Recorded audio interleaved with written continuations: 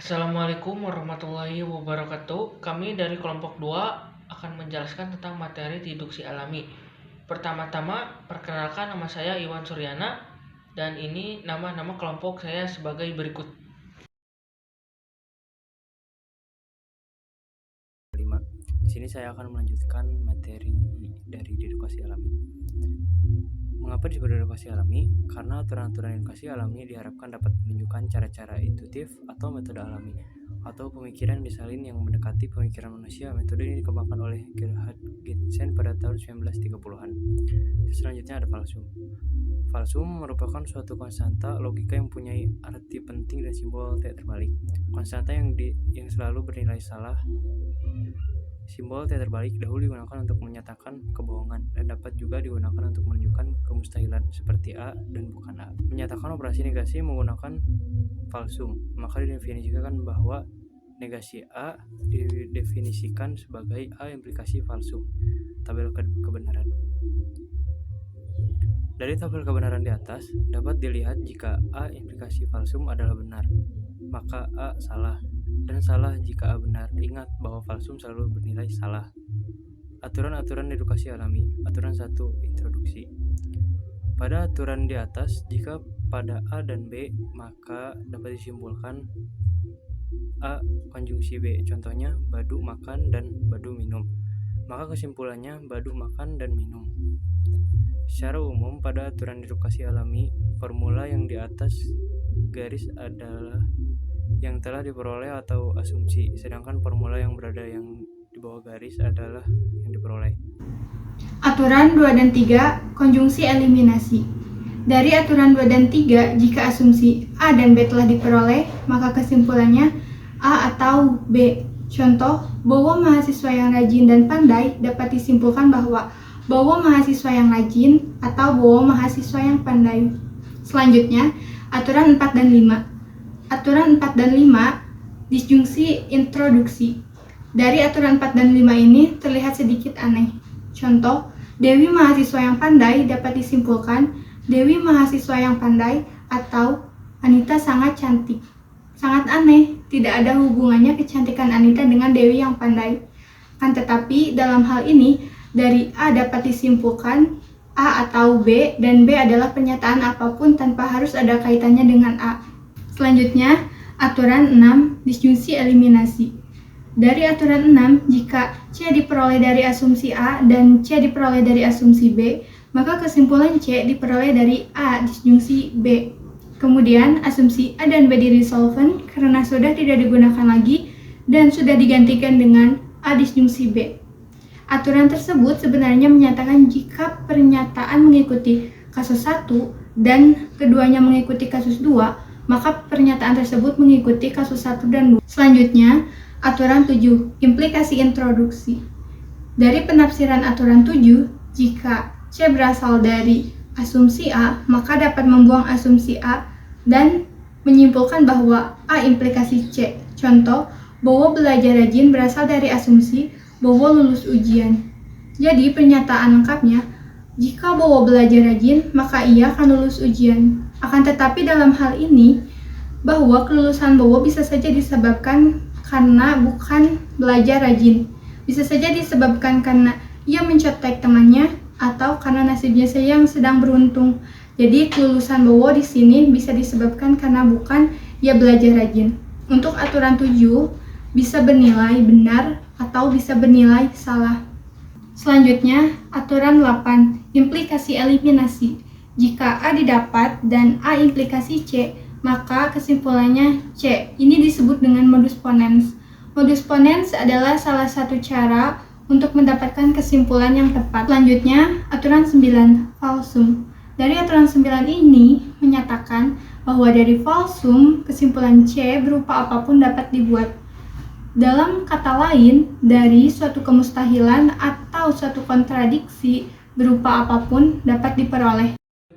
Aturan 10. Aturan 10 memformalkan metode yang terkenal, yaitu pembuktian menggunakan kontradiksi. Misal jika mengkonsumsikan A bukan kasus yang menyebabkan terjadinya kontradiksi, maka dapat disimpulkan bahwa A kasusnya.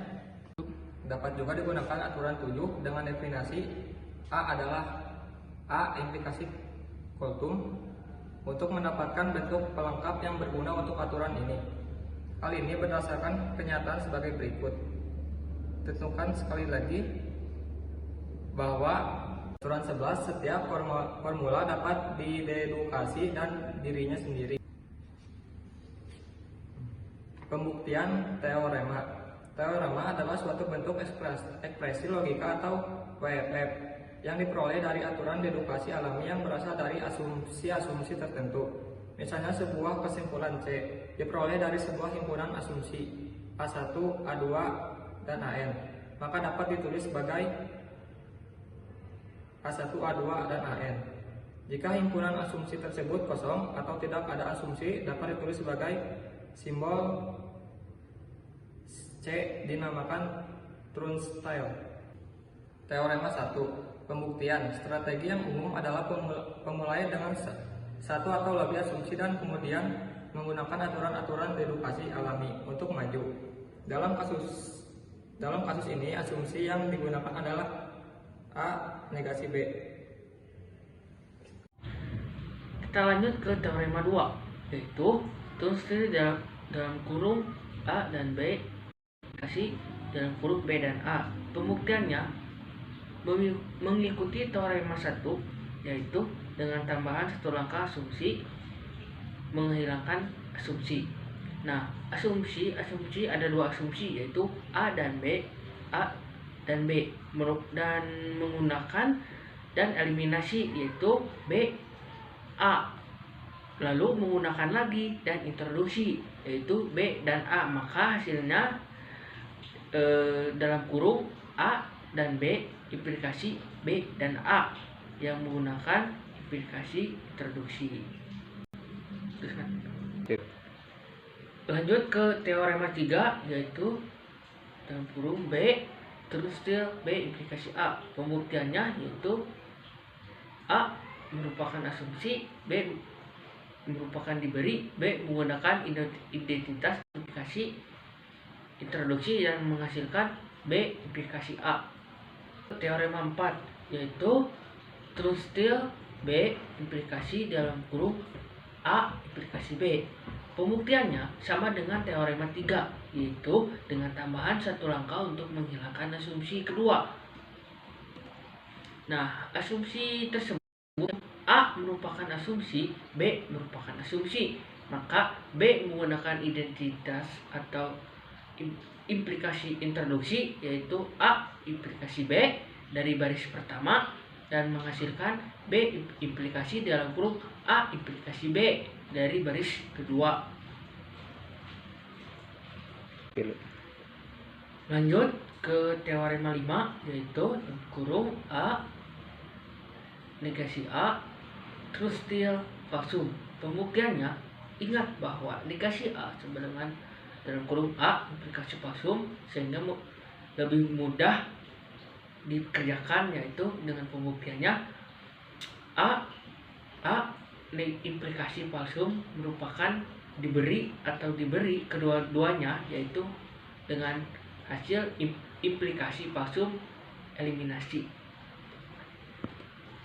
Lanjut ke teorema 6, yaitu dalam kurung implikasi A turnstile A implikasi B.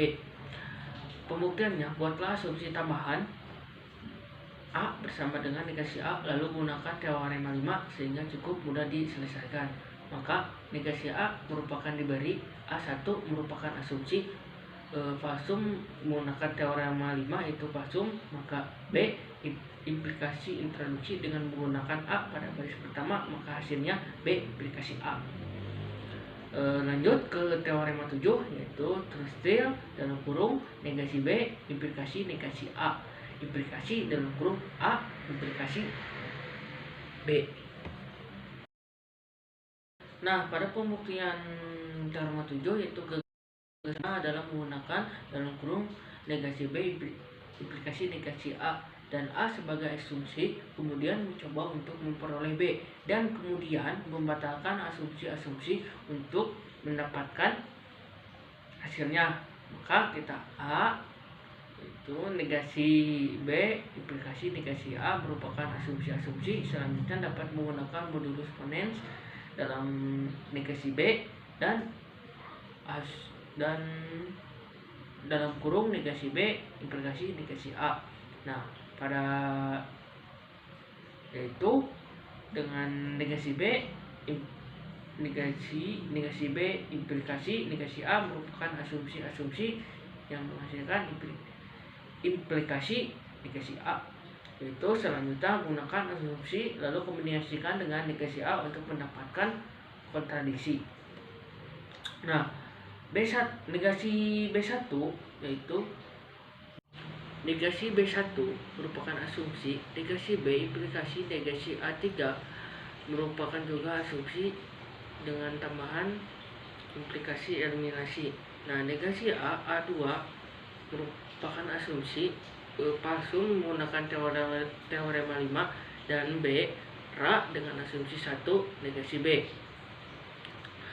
Maka implikasi introduksi yaitu A implikasi B dengan menggunakan asumsi kedua yaitu A, dan implikasi introduksi dengan menggunakan asumsi yang ketiga yaitu A dalam kurung negasi B implikasi negasi A, yaitu dengan hasil dalam kurung negasi B implikasi negasi A implikasi dalam kurung A implikasi B. Lanjut ke teorema 8 yaitu translate B implikasi A implikasi negasi A implikasi negasi B. Hasil ini sangat mirip dengan teorema 7 sehingga menekankan metode penyelesaian yang hampir sama.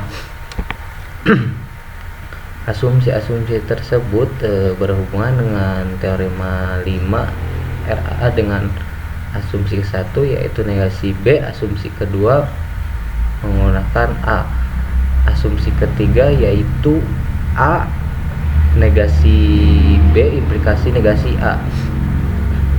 Lanjut ke teorema 9 yaitu translate negasi A implikasi A. Gunakan pembuktiannya gunakan strategi pembuktian dengan kontradiksi. Itu asumsi-asumsi tersebut menggunakan RAA dengan asumsi ke-1 yaitu negasi A, dan asumsi kedua menggunakan negasi A implikasi A. Oke, lanjut ke teorema 10 yaitu menghadirkan A disjungsi B sebagai asumsi, menganjurkan bahwa pertama harusnya mencoba mendedukasi A dari A dan juga dari B dengan bantuan asumsi negasi B.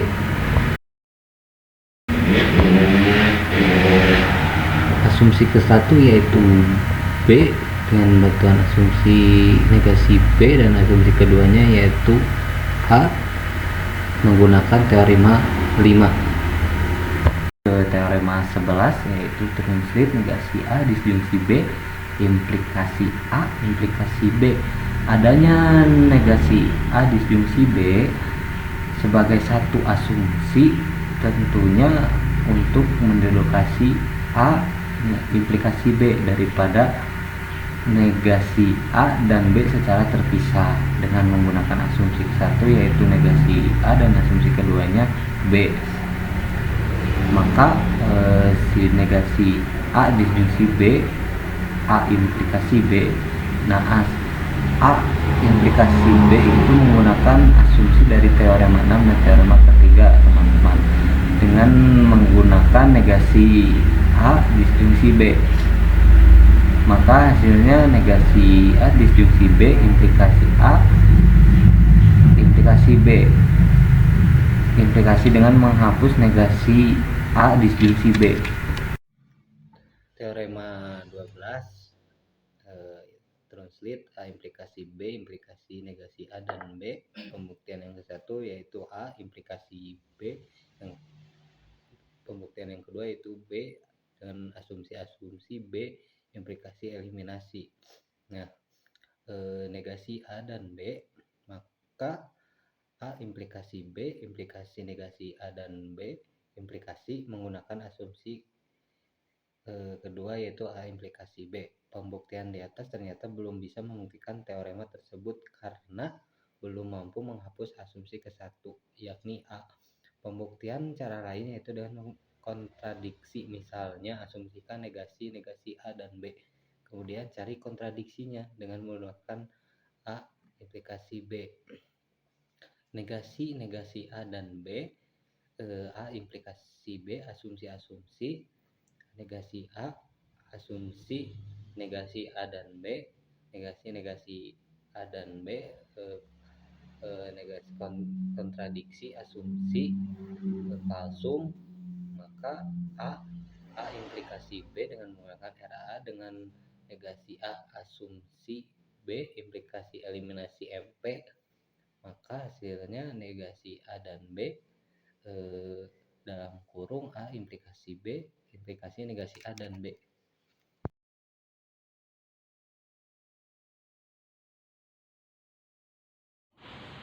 Lanjut ke teorema 13, yaitu negasi dalam kurung negasi A atau B konstil. Pembuktiannya yaitu negasi A1 merupakan asumsi negasi A atau B yang dihilangkan atau introduksi dan diberi dengan negasi dalam kurung negasi A atau B. Maka kita menggunakan teorema yang kelima yaitu falsum dan menggunakan ra negasi A. Selanjutnya kembalilah ke usaha pembuktian teorema 12, yaitu negasi dalam kurung negasi A atau B 1 merupakan asumsi dan A implikasi B 2 merupakan teorema asumsi dan menggunakan implikasi eliminasi.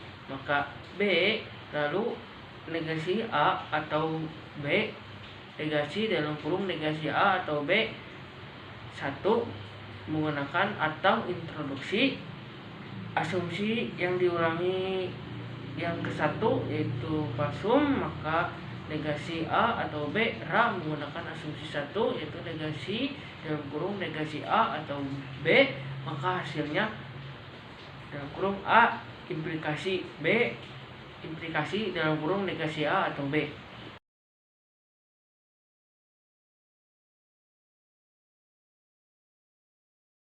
Lanjut ke sistem derivasi. Itu ciri penting dalam sistem derivasi ini yaitu A mempunyai daftar argumen logis yang dibuat aturan inference atau rules of inference.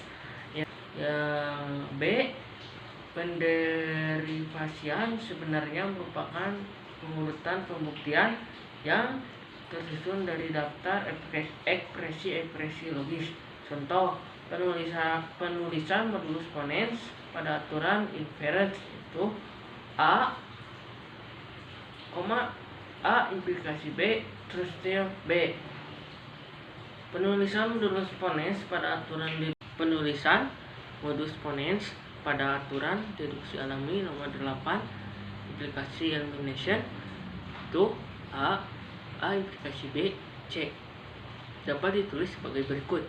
Itu A implikasi introduksi sama dengan B. Contoh yang kedua itu A dan B akan ditulis negasi dalam kurung A implikasi negasi B. Lalu A dan B akan ditulis dalam kurung negasi A implikasi B. Kesamaannya dapat dibuktikan dengan negasi dalam kurung A negasi implikasi B. Nah, sama dengan negasi dalam kurung negasi A atau implikasi B. Lalu A implikasi B sama dengan negasi A atau B. Negasi A dan negasi B sama dengan A dan contoh skema aksioma yaitu dalam kurung A implikasi A, lalu dalam kurung A implikasi dalam kurung B implikasi A implikasi dalam kurung A implikasi B implikasi dalam kurung A implikasi C. Maka yaitu dalam kurung